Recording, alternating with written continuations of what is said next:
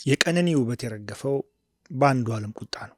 የቀነኒ የአደባባይ ውበት በቤቷ ዋሻ የተደበቀው በአንዱዓለም አሳሪነት ነው። የቀነኒ ሕይወት በአጭር የተቀጨው በቅናት በሚነደው አንዱዓለም ነው።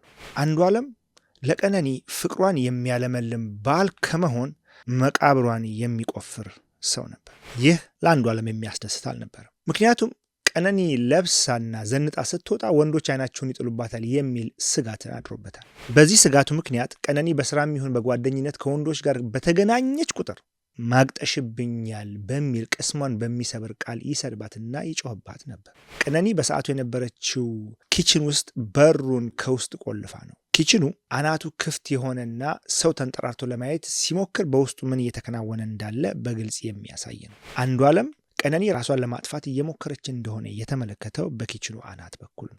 የልብስ ማጠቢያ ላርጎ ቀርታ እየጠጣች ነበር። ሁኔታው እንዳስደነገጠውና በኪችኑ አናት በኩል ዘሎ በመግባት ድርጊቷን እንዳስቆማት ተናግሯል።